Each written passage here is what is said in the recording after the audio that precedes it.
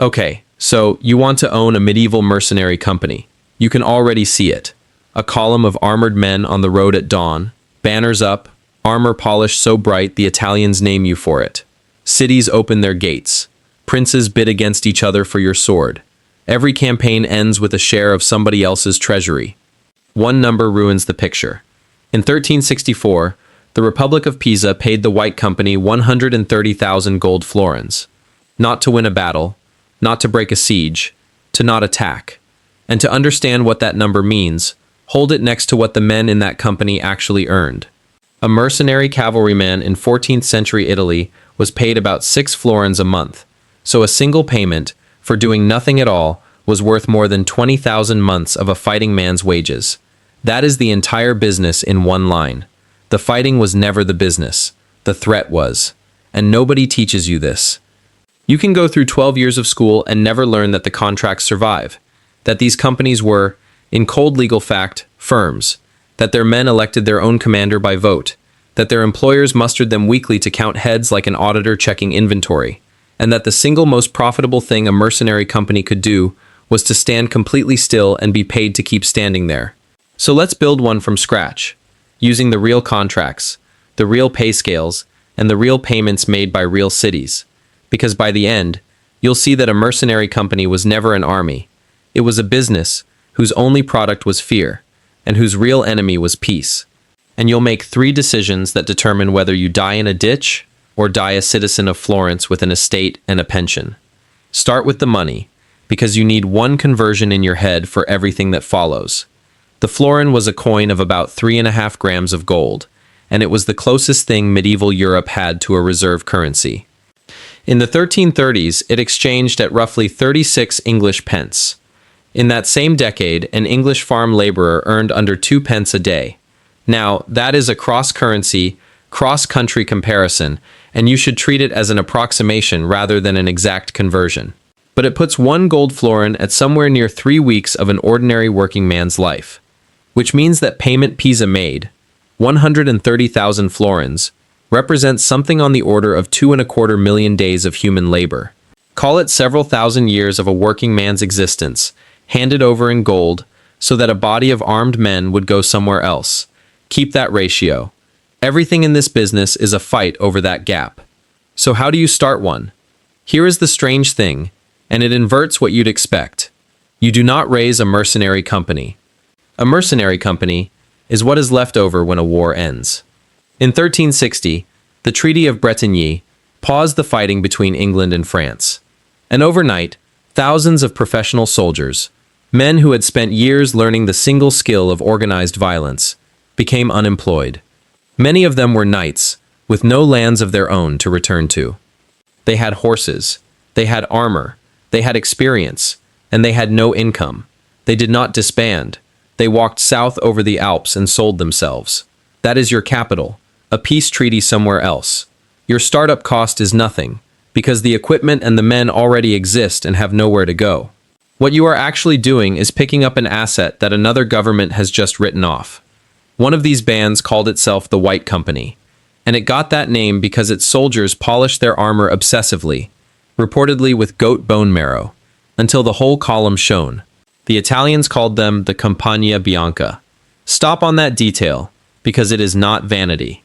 In a market where a dozen bands are competing for the same contracts, and where the product you sell is intimidation, the visible shine of your equipment is a marketing expense. You are advertising discipline and money. A company that can afford to keep its armor immaculate is a company that is being paid. And a company that is being paid is a company you want to hire rather than fight. Now, who runs this thing? Here is the second thing that surprises people. The White Company's soldiers dismissed one commander and, on the 15th of January 1364, elected a new one by vote of the men themselves. An Englishman named John Hawkwood, roughly 44 years old, the son of a leather tanner, who had inherited from his father a sack of wheat and 20 pounds. Read what just happened in corporate terms. The workforce removed the chief executive and elected his replacement. This was not an army with a chain of command running up to a king. It was closer to a partnership, a self-owned firm whose members chose their own management and could unchoose them. And it changes the incentives completely. A king's general can lose a battle and keep his job. Your commander cannot. He serves because the men believe he can find them contracts and keep them paid, and the day they stop believing it, they vote. So staff the firm and look at the pay scale, because it is one of the most revealing documents in medieval economics. The basic unit was not the man, it was the lance, a small combined group of cavalry and support built around one armored horseman. In Italy, in 1372, the going rate was about 20 florins per lance per month. The condottiere Boldrino contracted his lances at 18. Beneath that, the individual cavalryman took home about 6 florins a month, and at the top, in 1381, the celebrated Italian mercenary Giovanni Dasso degli Ubaldini was drawing 500 florins a month in Sienese service. 500 against his own cavalrymen's 6, a ratio of more than 80 to 1. But here is the detail that makes this genuinely modern, and it comes from the surviving payrolls. Those cavalrymen earning 6 florins a month under a famous commander earned exactly the same 6 florins a month serving an obscure one, a captain named Riccardo Dovadola, whose own stipend was 24 florins, not 500. Sit with that. The star commanded 80 times his own men and 20 times his mediocre rival, while the men underneath both were paid identically. Fame moved the executive's compensation enormously and moved the workers not at all. We rebuilt exactly that structure 600 years later and gave it a name, executive pay. The premium was never for the labor. It was for the reputation that could win the contract. Which brings us to the ruling number of this entire business. It is not the size of your company, and it is not the price of a horse. It is your monthly payroll, and specifically, the fact that it never stops. 20 florins per lance, per month. 100 lances, and you owe 2,000 florins every single month. That obligation does not pause because the campaign season ended. It does not pause because negotiations are ongoing. It does not pause because there is currently no war. You have assembled a permanent fixed cost, made of armed men who chose you and can unchoose you, and who need paying whether or not anybody has hired you. Now you understand everything that follows. Every ugly thing these companies did was that number running. So where does the money actually come from? There are 6 layers, and only the first one is the one you imagined. Layer 1 is the condotta, the contract. This is the respectable business. A city hires you for a set term, a set number of lances, at a set monthly rate. Florence contracted 2 captains, Ugo and Ermanno, at 150 florins a month, and the employers were not naive about it. Communal administrators mustered the mercenaries weekly or bi-weekly to check that they had turned up with the correct number of soldiers carrying the correct arms. That is an audit, run against a supplier they did not trust. Layer 2 is plunder, and it is not small. In April 1363, operating around Milan, the White Company took something like 100,000 gold florins in a single episode of plunder, extortion, and ransom. One night's work paying more than 50 months of 100 lance payroll. Layer 3 is ransom. Captured men of value are inventory. You do not kill what you can sell back.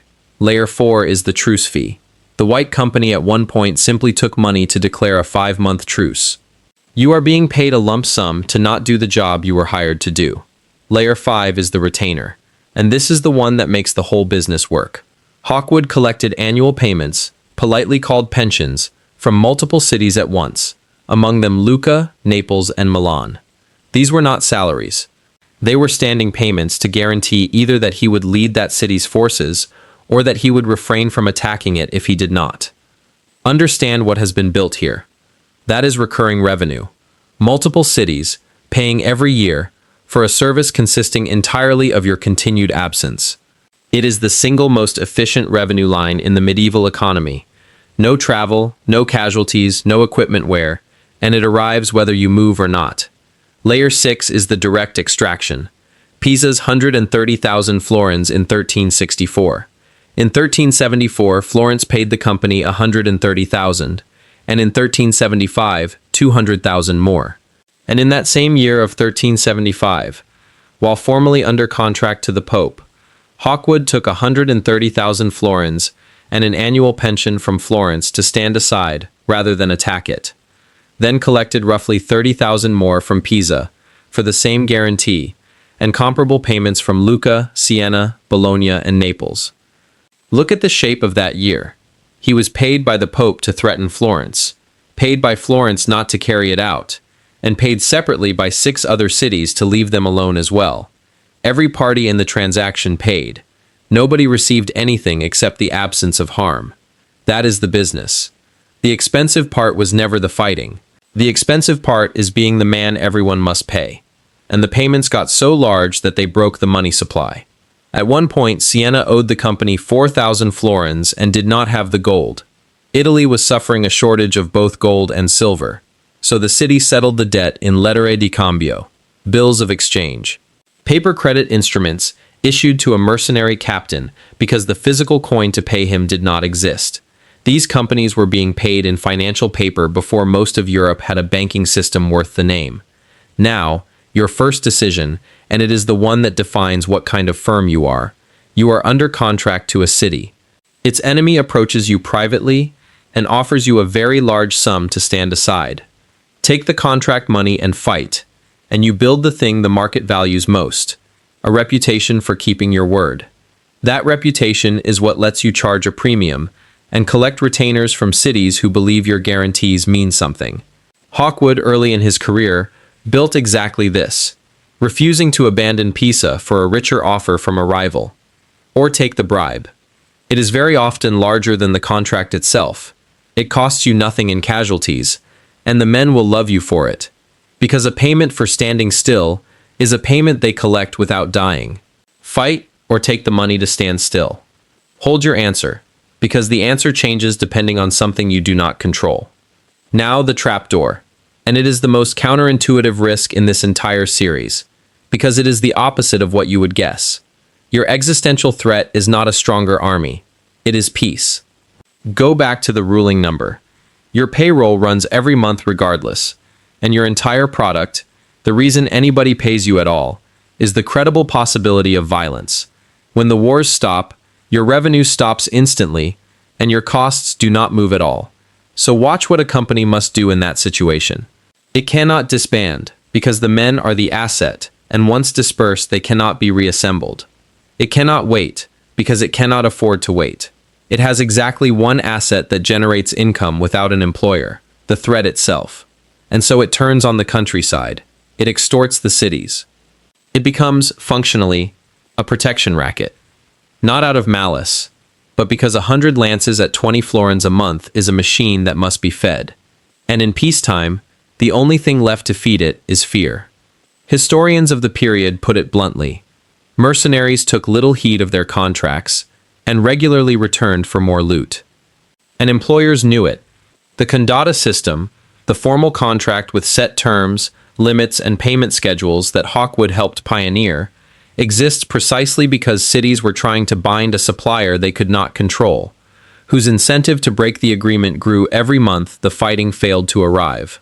That is the trap. In every ordinary business, peace and stability are the conditions under which you prosper. In this one, they are the conditions under which you starve. And a starving company with armor is the most dangerous object in Italy, which gives you your second decision, and it is the one that sorted the survivors from the names nobody remembers. Word arrives that the war is over. Terms are being signed. There will be no contracts this season. Do you hold the company together? Keep paying men out of reserves. Keep the organization intact, and bet that a new war arrives before the money runs out. Or do you take the company into the countryside and let it feed itself on extortion and plunder, knowing that every florin you take that way is a florin that turns a future employer into a future enemy? There is no clean answer. Holding costs you your treasury. Feeding costs you your reputation. And your reputation is the only thing you actually sell. Now run the 2 years. The year it works. A war is on, and you are contracted. 100 lances at 20 florins each, paid monthly, with a written condata and a city administrator counting your men every week. The campaign goes well. You take a walled place, and the ransoms come in. A hostile city, watching all this, quietly opens negotiations to pay you an annual retainer so that you will never do to them what you have just done to their neighbor. By the end of the season, you are drawing income from an employer who is paying you to fight, and from 3 cities who are paying you not to. Your men are paid on time and your armor still shines and nobody has voted against you. This is the version that made Hawkwood the most feared businessman in Italy. The year it doesn't. A treaty is signed early. No contracts. Your payroll runs anyway. You spend the reserve, then you extort a small town to cover the next month, then a larger one, and each of those transactions makes you a little more unhireable by the people you are extorting. Your men, unpaid and undisciplined, do something you cannot control, as happened at Cesena in 1377, where the massacre of civilians left a permanent stain on the record. You now command a body of men that every state in Italy wants destroyed, that no state will hire, and that still eats every day. Companies died exactly this way, and most of them did. So here is the whole business, in 4 numbers. Cost to open the doors, nothing. Somebody else's peace treaty hands you veteran soldiers who already own their horses and armor, and have no other trade. Your startup capital is the unemployment of professionals. The number that rules it, your monthly payroll, around 18 to 20 florins per lance, and it does not stop for winter, for negotiations, or for peace. Every atrocity in this business is that number continuing when the income does not, where the money actually is, not the battlefield. 130,000 florins from Pisa in 1364 not to attack. 130,000 from Florence in 1374. 200,000 more in 1375, and in that same year further payments from Pisa, Lucca, Siena, Bologna, and Naples. All of it for absence. Survival odds, for the company, not the captain, effectively 0. Companies were consumed by the peace that eventually arrives. The men who survived were the ones who converted the reputation into something a city would buy permanently. Which brings you to your third decision, and it is the last one you will ever get. You are famous now. You are also 50, or 60, and you have spent 30 years being the thing cities pay to avoid. Florence, a city you have threatened, been paid by, fought for and fought against, offers you citizenship, property, a house inside the walls, and an annual pension. Do you take it? Accepting means the end of the company. It means becoming an employee, permanently, of one of the parties you have spent a career playing against the others. Your leverage, the ability to walk to the highest bidder, is precisely what you are selling, and once sold it is gone. Or do you stay independent, keep the company, keep the optionality, and keep collecting from 6 cities at once for as long as your reputation holds? Hawkwood took the pension. By 1391, Florence had raised it to 3,200 florins a year, and he retired to an estate outside the city. Run that number against the man who started this.